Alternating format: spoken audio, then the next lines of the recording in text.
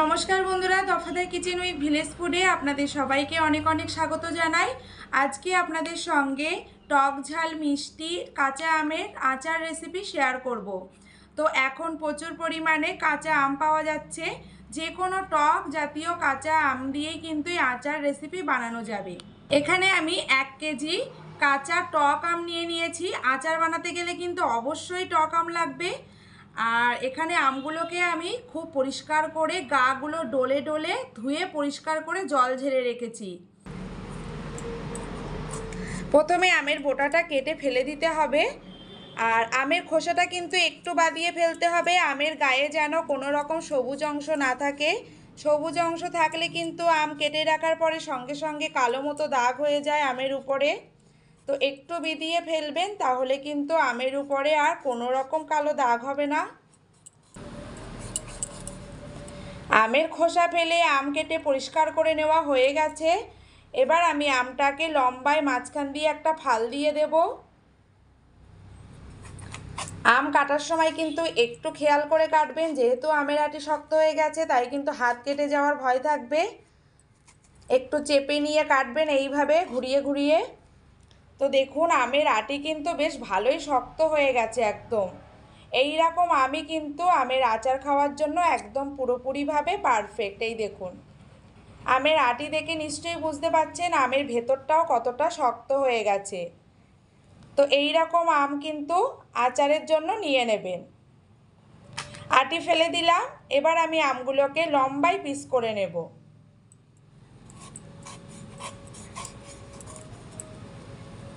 এই দেখুন এখানে আমি আচারের জন্য আমের পিসগুলোকে এরকম লম্বা লম্বা টুকরো করে কেটে নিচ্ছি।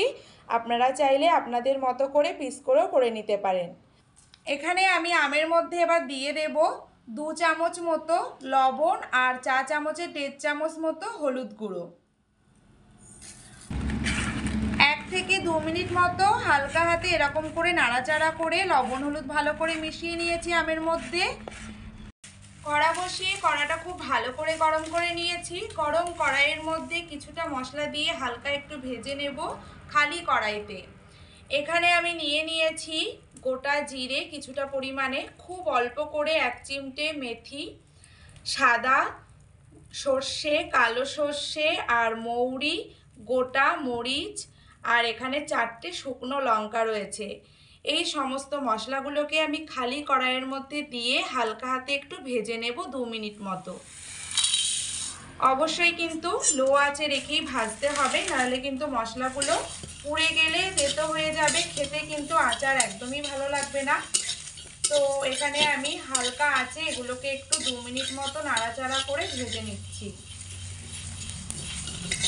আর মশলাটা কিন্তু এখানে অনবরত নাড়াচাড়া করে ভেজে নিতে হবে। তো এখানে 2 মিনিট মতো হালকা হাতে নাড়াচাড়া করে ভাজা হয়ে গেছে। যখন দেখবেন মশলার কালারটা পুরোপুরিভাবে পাল্টে গেছে আর এর থেকে খুব সুন্দর একটা সুগন্ধ বেরোতে শুরু করে দিয়েছে, সেই মতো অবস্থায় এটাকে নামিয়ে নিতে হবে কড়া থেকে। ভেজে রাখা সমস্ত মশলাগুলোকে শিলে ফেলে আমি গুঁড়ো করে নিচ্ছি। আমি মিক্সচারে করছি না, আপনারা যদি মিক্সচারে করেন তাহলে কিন্তু মশলা একেবারে মিহি গুঁড়ো করবেন না, হালকা একটু থাকবে আস্ত মতো, সেরকম গুঁড়ো করে নিতে হবে আধ ভাঙা মতো করে।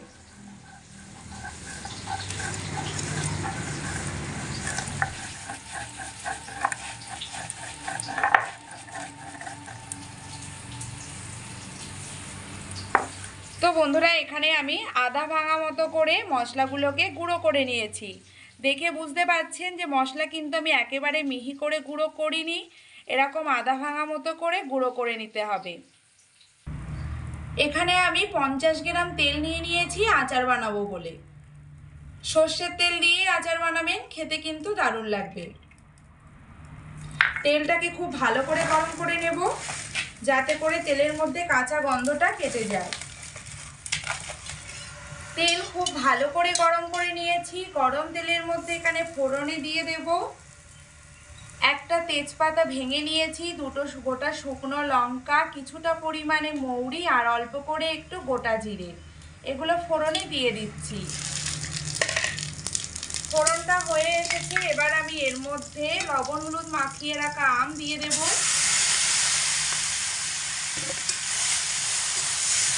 এবার আমি এটাকে মাঝে মধ্যে নাড়াচাড়া করে হালকা আছে এগুলোকে আমি মোটামুটি 10 মিনিট মতো এভাবে কষিয়ে নেব।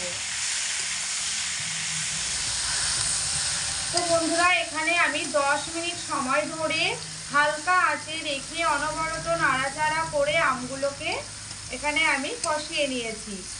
আম কিন্তু গলে গেছে মোটামুটি। তো বেশি গলালে কিন্তু আমের আর কোনো চিহ্নই থাকবে না। যখন দেখবেন আমের সাইড দিয়ে হালকা হালকা গলা গলা ভাব এসে গেছে তখন এখানে কিন্তু চিনি বলুন গুড় বলুন যা দিয়ে আপনারা আচারটা বানাবেন সেটা এখানে যোগ করে দেবেন।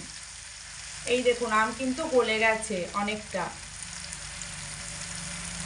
আজ আমি আচারটা চিনি দিয়ে বানাবো, সেজন্য আমি এখানে 1 কেজি আমের জন্য 700 গ্রাম চিনি নিয়ে নিয়েছি।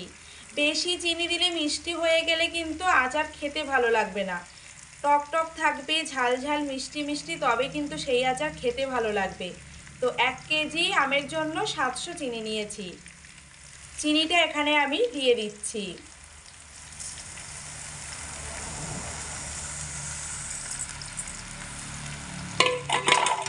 এখানে কিন্তু এই সময় অবশ্যই আঁচটাকে লোতেই রাখতে হবে, না হলে কিন্তু চিনিগুলো ভাজা ভাজা মতো হয়ে শক্ত হয়ে যাবে, গলবে না। তো এইভাবে হালকা হাতে নাড়াচাড়া করতে হবে। এখানে কিন্তু কোনো রকম জল দিলে আচারটা নষ্ট হয়ে যাবে। তো এরকম রোমে রোমে এরকমভাবে চিনিটাকে গলিয়ে নিতে হবে হালকা আঁচে রেখে। চিনি দিয়ে এটাকে আমি হালকা হাতে নাড়াচাড়া করে নিয়েছি 4 থেকে 5 মিনিট। তো চিনি কিন্তু একদম গলে গেছে। এই দেখুন চিনির কিন্তু আর কোনো টুকরোই এখানে নেই, খুব সুন্দর গলে গেছে। আর আচারটা কিন্তু দেখুন একদম পুরো হালকা হয়ে গেছে। তো এবার আমি এর মধ্যে দিয়ে দেব আগে থেকে তৈরি করে রাখা সেই মশলাটা। এই মশলাটা আমি এবারে আচারের ওপর থেকে ছড়িয়ে দেব অল্প অল্প করে।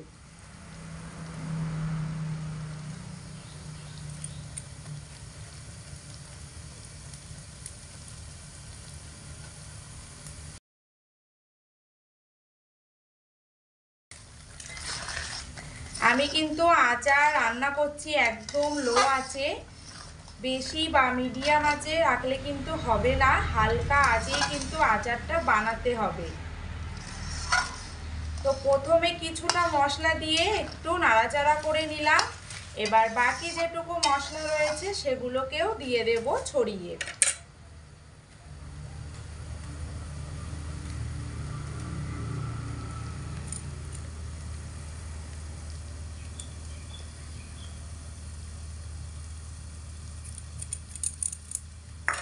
তো সমস্ত মশলাগুলোই আমার এখানে আচারের মধ্যে দেওয়া হয়ে গেছে।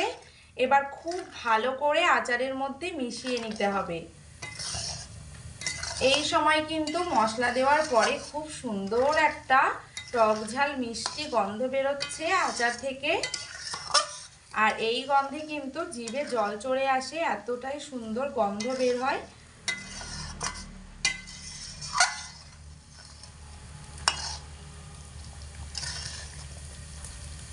এবার এখানে আমি একটু আচারটা টেস্ট করে দেখব যে এখানে লবণের পরিমাণটা ঠিকঠাক আছে কিনা। আপনারাও নামানোর আগে একবার চেক করে নিতে পারেন যে লবণের পরিমাণটা ঠিক আছে কিনা।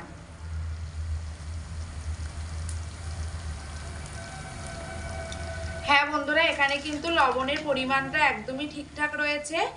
আর আচারের কিন্তু একটু ঝোল রাখতে হয়, খুব বেশি ঘন হয়ে গেলে কিন্তু পরে গিয়ে চিট হয়ে যাবে, খেতে একদমই ভালো লাগবে না।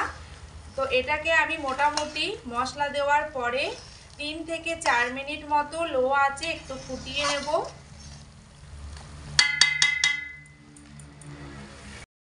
তো আচারটা কিন্তু হয়েই এসেছে। এবার আমি এটাকে নামিয়ে নেব উনান থেকে।